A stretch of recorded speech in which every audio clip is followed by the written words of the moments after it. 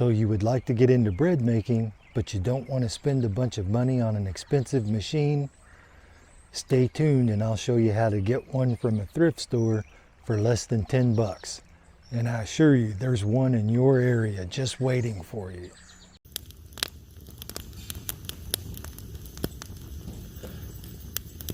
So let's talk about why you can find bread machines at the thrift store.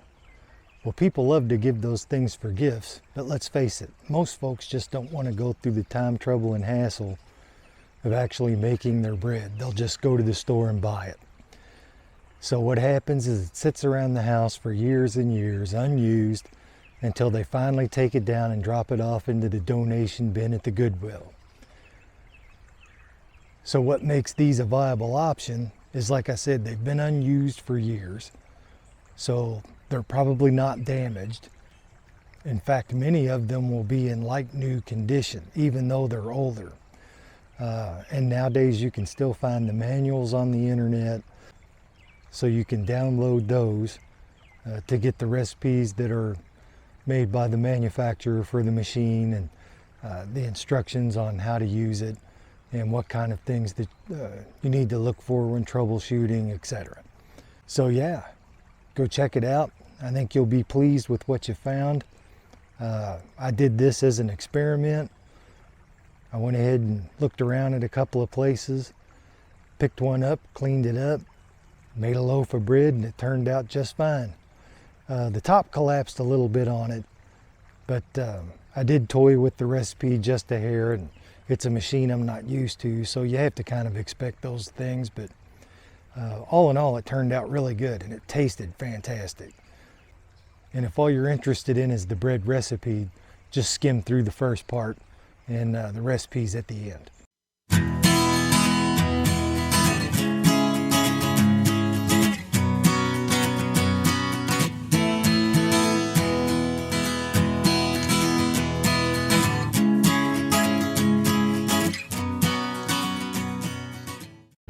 Well, I went ahead and bought it. It was $6 and change with the tax, but I went ahead and rounded up. So I got this for $7, and we'll take that home and clean it up and see if it actually works.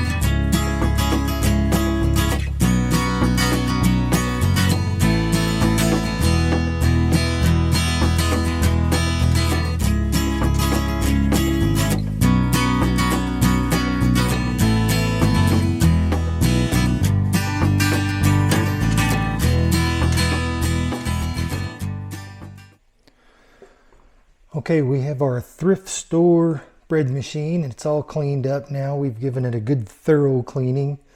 We got down into the baking area and cleaned that out. We cleaned the pan up real good. We cleaned the lid up. Actually took the lid off to clean it. There are some places on it where the metal is kind of stained. I mean, you could have taken some sandpaper or something and cleaned that out, but I don't think it's that big of an issue, so I didn't bother with it. All in all, it appeared to be in pretty good shape. I plugged it in before I even bothered to clean it to make sure that it was in working order, and it powered on. All the buttons functioned properly. It cycled through all of the settings, the crust settings, the weight settings, the start-stop functioned, and when the cycle began, the paddle started turning like it was mixing the dough. So everything appears to be functioning and in good working order. let me just point out a couple of things that I've noticed that would have made this easier if I would have known it beforehand when it came to selecting the machine. I went and looked at a second store after I purchased this one and found a machine that I liked much better. It's manufactured by the company that makes the one that I use regularly in my videos, a well-built. And all things being equal, I would have purchased it instead had I come across it. It was a much newer machine, it was in much better condition, and it was $1 cheaper. So a little perseverance in your search may pay dividends. But a couple of things to keep an eye out for is the paddle. On mine, I wasn't paying any attention. I didn't check. I just checked to make sure that the paddle was there, but I didn't make sure that it would come out. And mine was frozen solid in there. So I had to take a pair of pliers and hold on to that part of the mechanism and take a pair of pliers and grab onto the paddle and just twist back and forth until it finally popped out.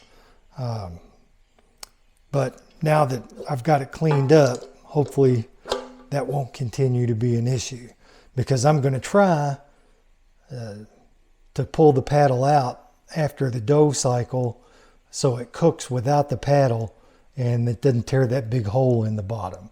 But we'll see how that works out when we actually use the machine. Other than that, take a look at this mechanism on the bottom. This one had some corrosion on it, and I spent some time really working on it, and you can see there's still some in there, but I think it's sufficiently clean that the machine will operate without any issues. So check to make sure that this isn't corroded. Try to find a machine with the cleanest mechanism here. That'll save you some time. And try to make sure that it feels like you're getting a good seal on this, because you don't want all your heat to escape when it's actually cooking. Also, another thing to look at is just take a look at the cord too, and make sure there's no breaks in it, no exposed wires. Try to find one that's nice and clean too, because that'll save you a lot of effort when it's time to do the cleanup as well. So, like I said, now that everything appears to be functioning and it's nice and clean, let's go ahead and get a loaf of bread going and see what happens. We're going to do a whole wheat recipe from the manual that I've downloaded for this particular Sunbeam machine. Okay, first things first, let's go ahead and put our paddle in here. Set our baking pan. Make sure it's locked in place. This one's sitting firmly in place. That's another thing to check when you're looking. A lot of your higher quality machines will have clasps on the side, and the bread pan will kind of click into place. And some of the older machines work on kind of a twisting mechanism to lock the pan in place. But either way, make sure the pan locks firmly into place with whichever mechanism it uses. Make sure it fully engages. Now, the recipe that comes with the manual calls for 1 cup and 2 tablespoons of warm water, or 250 milliliters.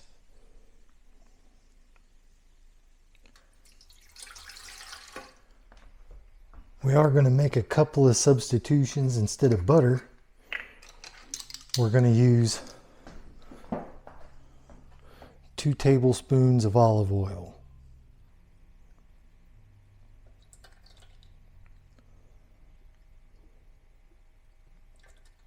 And instead of the brown sugar, we're going to use honey.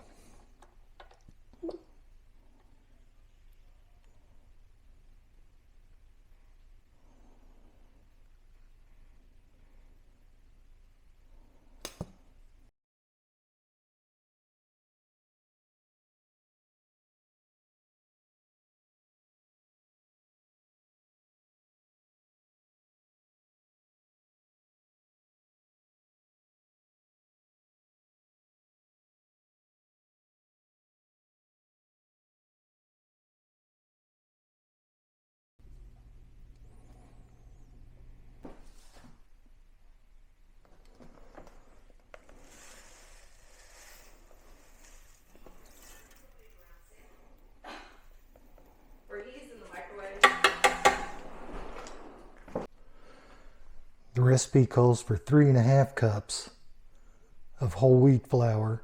I'm going to start with 3 1/4 or 440 grams. And if we need to add a little more, then we will.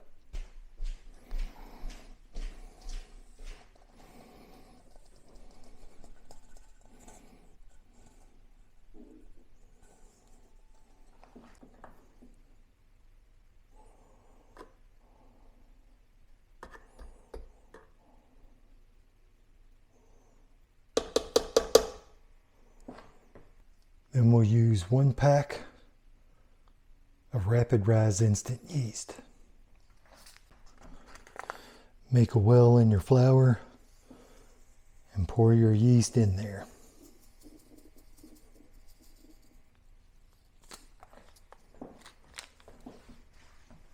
And that's it. We're going to go for the whole wheat program, which is number 3, medium crust, and 1.5 pounds.